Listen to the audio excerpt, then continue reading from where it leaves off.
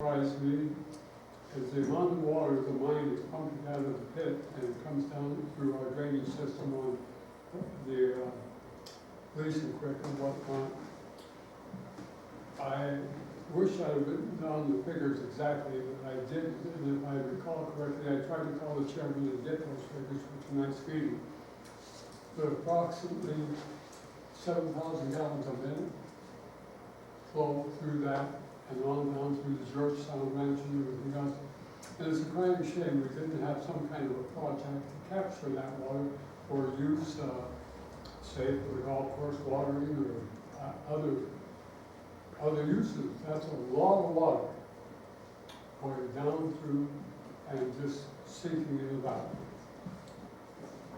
And other than that, I think Southern Wild Water Authority will be held back a lot. They have to look at the future and know that most all the legislature is out of Clark County, the mayor is out, or the governor is out of Clark County, the state engineer is Clark County, and we don't have too much in government that favors us. It's time, I don't know how financially we can afford it within the city of Ely. And when the legislature comes back into session, we should have people there at least one day on a Monday of every week in the legislature, letting them know what our problems are here and especially the water situation. Mr. Steve Carter came up with the idea that we have to go out and look for enterprises that can use the facilities that we have. We do have plenty of land, we do have water in the Central Valley, and we do have cheap power. It's one thing that we should try to entice industry to come our way. And that way we can save our water because we'll have use for it.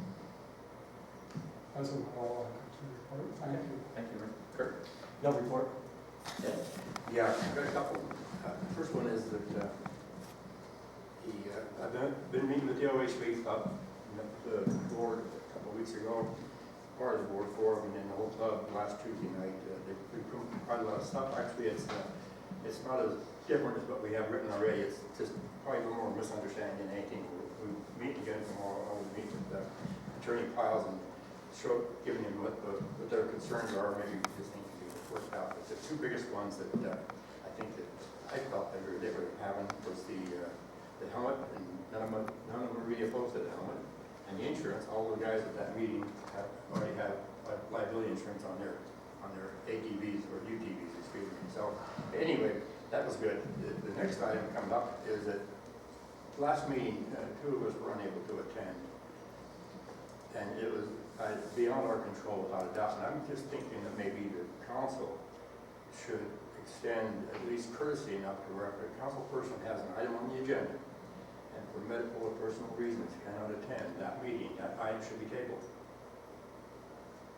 Period. Instead of taking up for, I think that's just being courtesy to them. The next one, I don't think anybody's going to like. Prior to the last meeting, we all received a lien letter.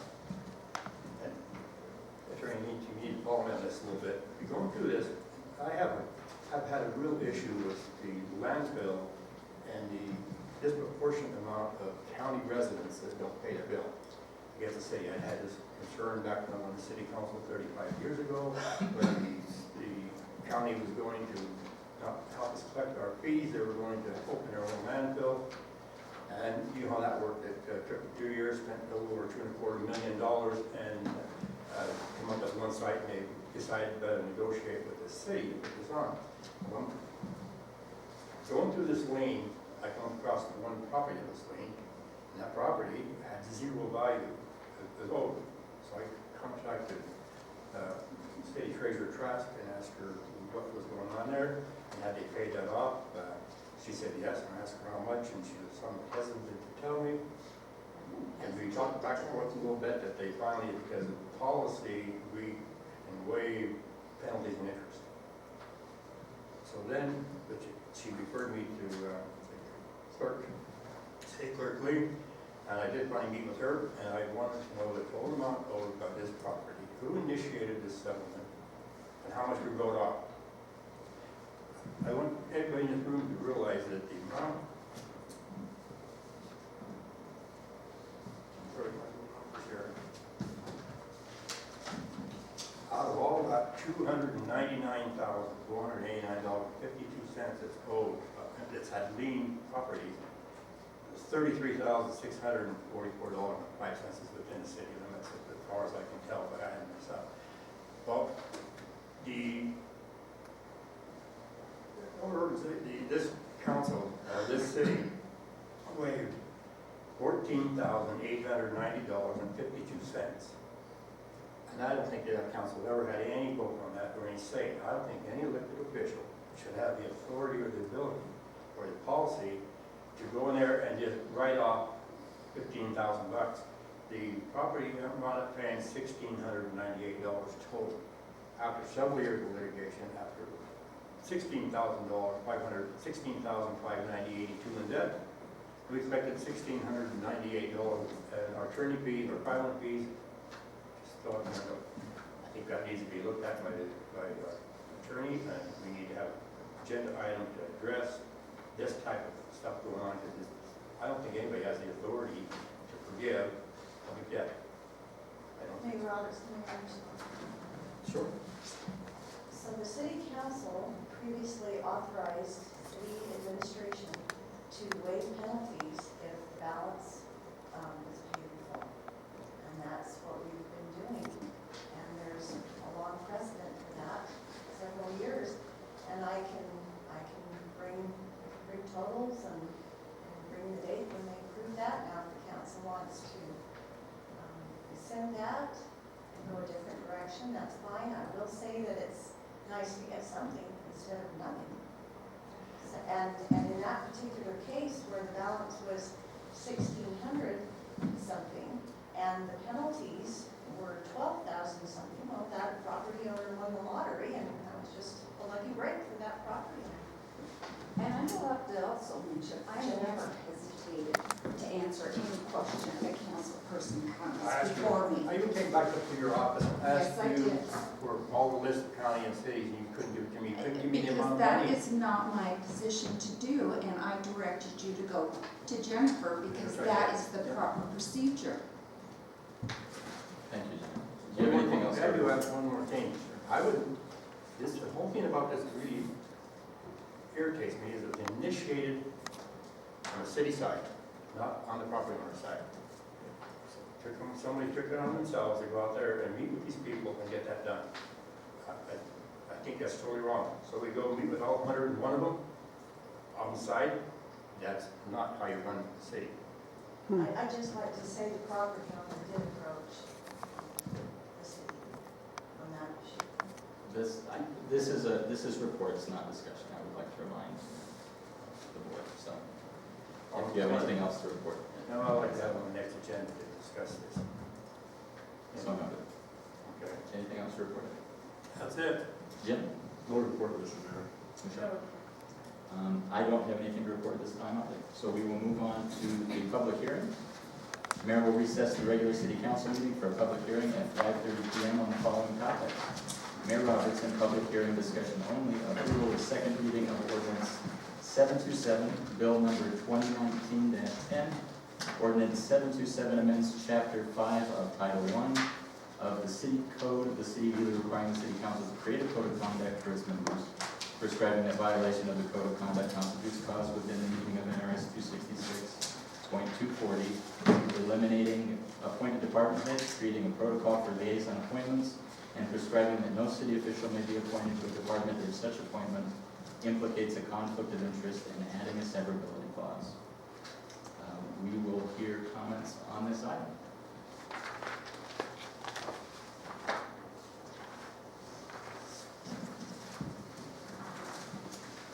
Mr. Mayor, the bill references that NRS 266-400, but there's no document, no backup to tell us what 266-400 says as to the penalty or the ramifications. So if someone doesn't have an NRS in their back pocket, they have no idea what you're referring to, only a number, which means nothing. So what Is are we the talking IRS about? not on that? top of the, We don't, in the whereas you're section? presumed to have access to public law. I don't attach, I'm not gonna waste a bunch of paper printing up the interest.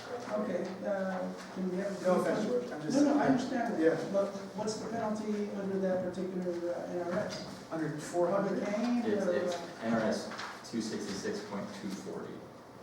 It's spelled out on the first page. Yeah, I mean, most of this gets to that, it is spelled out, it's removal for cause, right?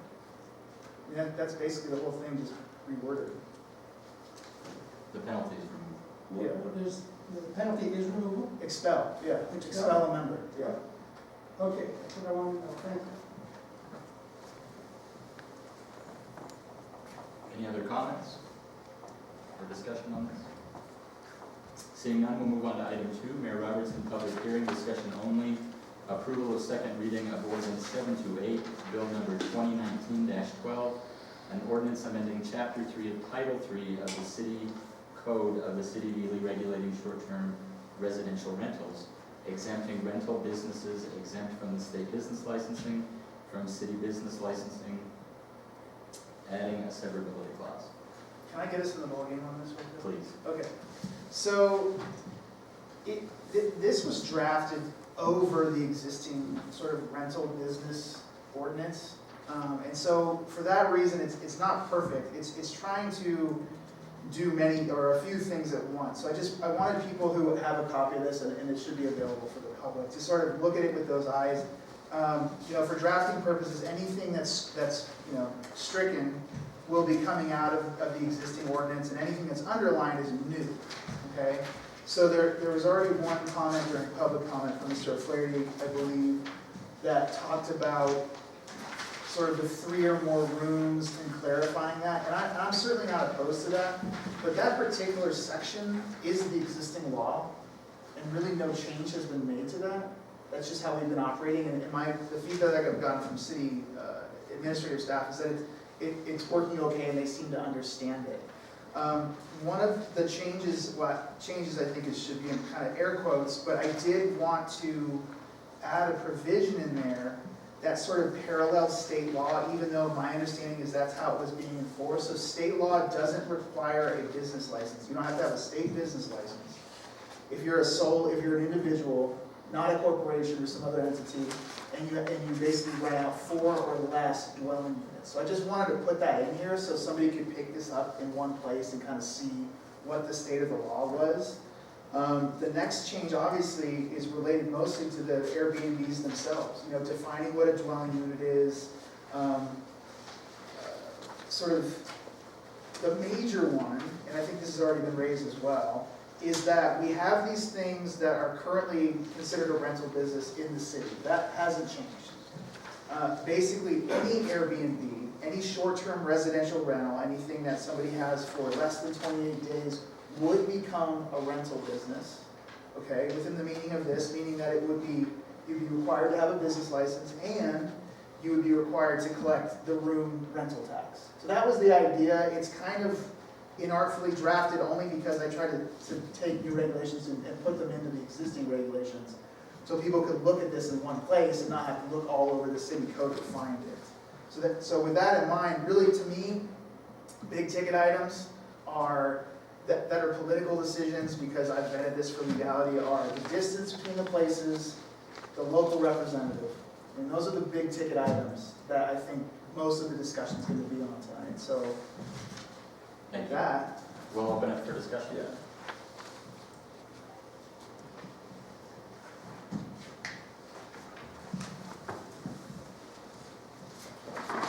Thank you, Mr. Mayor. Mr. Mayor, earlier meeting, they talked about the exemption should be just for incoming workers only. They should not be for workers only, it should be for everyone. There are plenty of lots available. There are people who are not going to be working on. George, this is for the. Yeah, it's Airbnb, George. I think you're Oh, referencing the. all right, I'm jumping the gun. Yeah. But that being said, Sure. those that are choosing to be Airbnbs, if they're renting under 28 days, 30 days, they should be paying the room tax. If they rent that facility for greater than the 28 days, they're considered as any other residential rental. Correct. that you have some situations where corporations and private businesses own these particular homes. They do need a business license. They're not that particular homeowner. So we need a clarification. We need those people to step up and pay. You can rent an Airbnb for 2-3 days and make more than most people are making on a monthly rental. They rent it for a week to 2 weeks. They're doing very well. The least they can do is pay the room tax and pay for a business license, just like anyone else. They make the decision of what they're gonna do with that particular property. My concern is, when they move into a residential area, and they're encouraging this Airbnb, if you look at some of the situations that have happened nationally, you have no way to control it till after the fact. You do if they're licensed. Thank you. Can I jump in real quick too, before somebody else comes over? There was something I added today, I actually spoke with Julie, with the city, and I would ask in the next phase of this, if it's gonna be approved, that I'm allowed to add something about how to charge the businesses. It's not in here. I was thinking initially about doing it within the business licensing code itself, but after talking to Julie, she didn't think that it was properly captured there. So right now, within the licensing scheme, you basically get charged $25 a room, and I think something like that would be reasonable here. So $25 per dwelling unit. So if you have one house that has a dwelling unit. this That's is one house. If you have a house that has 2 units in it, like some Airbnbs can be, Like then a it, duplex or something. yeah, it would be 25 per room. So Okay. that's just, I want to keep that in mind, so that's open for discussion as well. Kyle, did you have something else you wanted to add on? Well, I think John was reading before I was. Do you have something to say? I do. Okay. I'm a little bit confused here. So, excuse me. A little bit confused. So you're saying $25 per room, Per dwelling unit. per dwelling Yeah, unit? so we're trying, again, we're trying to do 2 things at once. We're trying to help clarify what's already in place. So what's already in place, that whole section really, to me, speaks to hotels, right? And that's the main section that we have as a rental business. So three or more rooms triggers the need to have a business license and the room tax in your unit. And when you read it, that's really what it's going to. That's already in place. So what I'm looking to do is, It's not talking about a house with 3 bedrooms. yes, that was a short answer. Yeah. Okay, that's. Yeah, that's- unless the 3 bedrooms were used, could be rented out individually. If So you're in if- like a boarding house Yeah. with 3 or more rooms or. So if on Airbnb you said 1 room for rent within a home, and I could book that just as an individual, that would be its own dwelling unit, because you have 3 different people or families. If you're going $25 per dwelling unit, Mhm. I mean, you're getting over 13% probably. Well, it would be both. Well, they're just Because- talking about how they structure the fee of the business license. Yes. Okay. So if I have Not the tax. 3 dwelling units within the city, meaning I have 3 separate residential homes, Your I'd be license would paying be the based on base 70. rate plus $75 plus 13.5% per room, Okay, per dwelling unit. Let's get the nomenclature. Understand. Okay. 25, thank you. Mr. O'Flaherty? Yes. What was the clarification you were looking for on Well, the when I looked at that distance? originally, I thought there could have been a double meaning for that, because it stated, it says, basically referencing resorts, trailer parks, cabins and such, or other accommodations that have 3 or more rooms for rent. Right, but I meant, Okay. did you say you were unclear as to the distance requirement? The distance requirement, I kind of got a clarification on that. something Okay, about I it. just want to make sure Yeah, all I your questions understand were that, I answered. guess what you're trying to do is not have a particular block associated with just strictly Airbnbs, and that is co-legal with residents and things of that nature. I understand. Thank you. Thank you. And I wanted to highlight this too, just quickly, because RVs can come up and we have another item on RVs. The way that I have drafted this is that there are some places where you can rent an RV as an Airbnb. That would be okay under this, so I want the council to understand that that's what they would be doing if they approve that tonight, and it can be omitted. Well, I did have, I mean, for example, if it's a duplex, is that considered one property being rented as an Airbnb? Because he was asking, the person asking me, Yeah. if one side of my duplex is an Airbnb, does that mean the other side can't be because it's closer than 600 and some odd feet? And I would be thinking, my response was, I believe, since it's one property, Yeah. that it's okay. So it wouldn't be okay the way it's written. It could be okay if we could carve out some sort of an exception for that. The way it's written is every dwelling unit, so if you rented out each side of the duplex as its own dwelling unit, they couldn't be within, they would be their own short-term residential rental, and therefore couldn't be within 660 feet of each other. Well, what if you're renting out like 2 different bedrooms as Airbnbs in your house? Does that? Because you can rent out more than one. I mean, say you have a 4-bedroom house and you're renting out 2 of them as Airbnb separate dwelling units. So as written, that would be a problem. So So if we we want would- to carve something out, I can carve something out, yeah. Sure. George?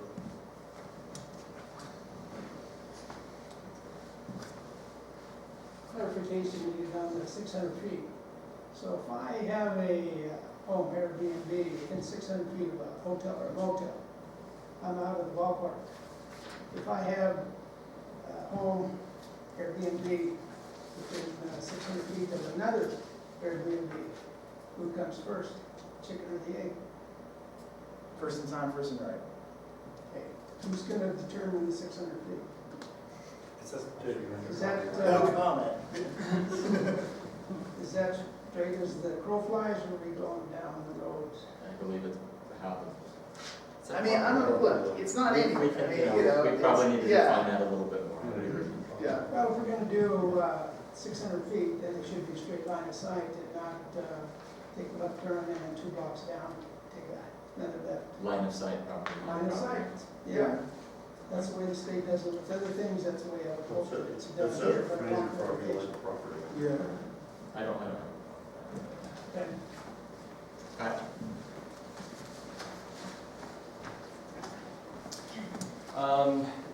You know, I think the thing that we're seeing as the stickiest, for me at least, is the 3-unit part of it, because we do have some places that are B&Bs that are operating as one household that are still paying room tax because they recognize the benefit of contributing back to the community. But a number of those other properties that aren't quite as, you know, philanthropic or community-minded, they try to find any way possible to be like, what, it's only 2, or... Oh, let me clarify this, because I think I tried to, but then kind of lost my train of thought. Is for Airbnbs, just one would be a rental business triggering regulation under this? Because the 3 are addressing more to the hotel properties. and that's traditional hotel exactly- properties, Okay, that's the way that I Yeah, would have interpreted best case scenario. yeah. You know, the fine line that we walk is we want investment coming into our communities, fixing up these homes, you know, and turning them, getting them onto the tax title. I mean, again, whether it's $25 or $50 for your city license, that's new money into your guys' coffer, and then you also get the room tax on the back end of it. I would definitely like to stress the fact that room tax is not a tax on the citizens.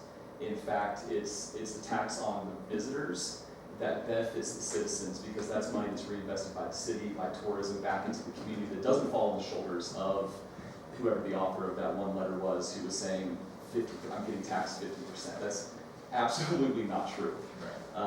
So, you know, even though our 13.5% is the 4th highest in the state, you know, people pay room tax all over the country. It's not unreasonable. Every time I go somewhere, I'm paying room tax, including Las Vegas, which also includes a resort fee on top of that. You know, I would like to see this regulation put in place, you know, to make sure that the visitor experience is held high. I think having a business license, you know, ensures that the city would come in and inspect the property, make sure that it's properly, like, it's just safe for people to come in. And we've got a number of homes that somebody could be like, well, here's my dump I'm gonna throw up on here, polish it up for pictures, and then people get out there, have an absolutely horrendous experience. You know, there should be a way that, you know, the city should have some sort of say in being like, okay, nope, this is a good property that represents our community well.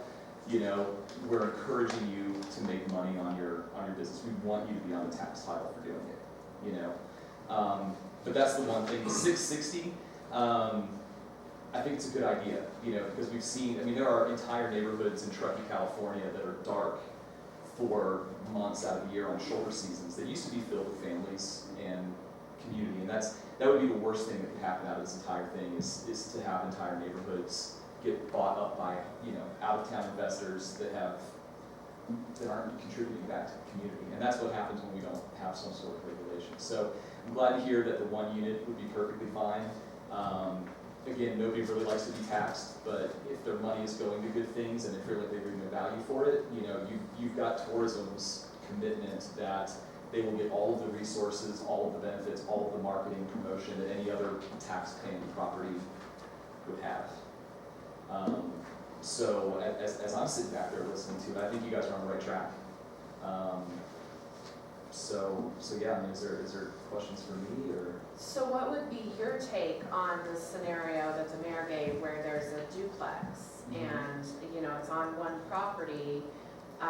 You know, there are several duplexes here in town. So what are your feelings on that?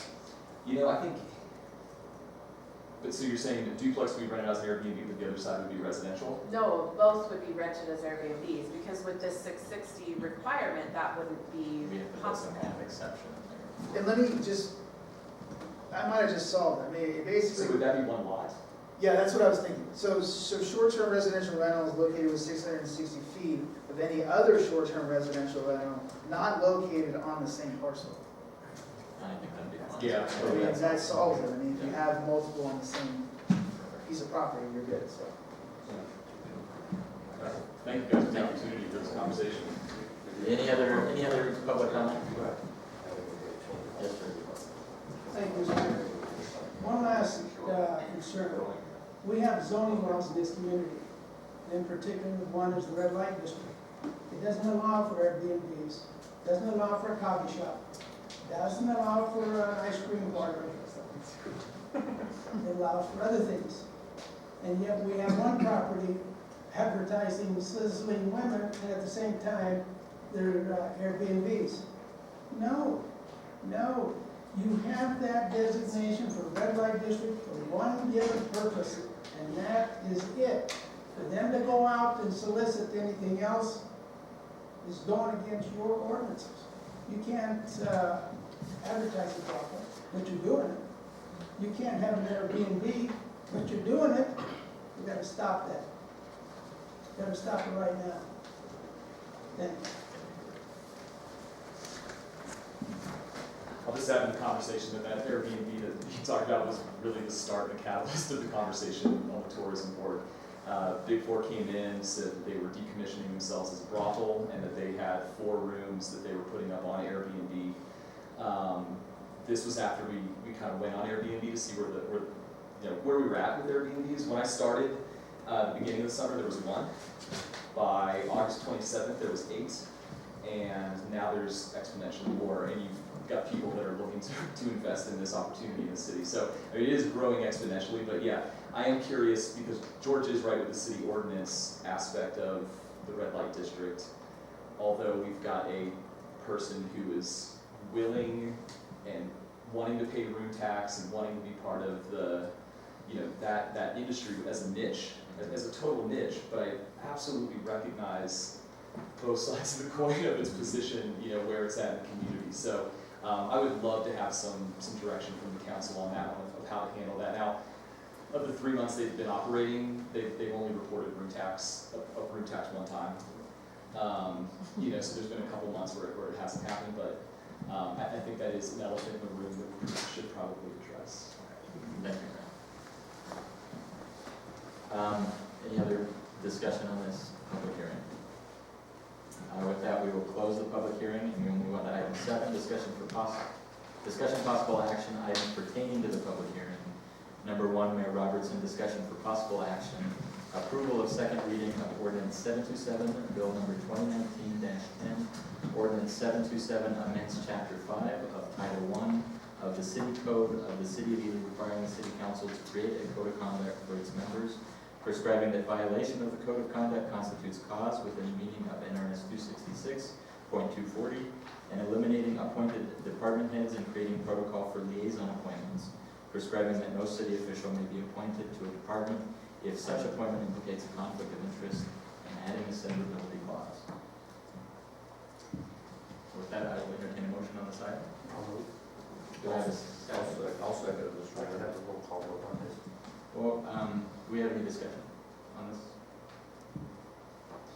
I'll break the ice here, I guess. I do still have a little bit of heartburn in the first whereas. I mean, to me, I really didn't sign up to punish this council.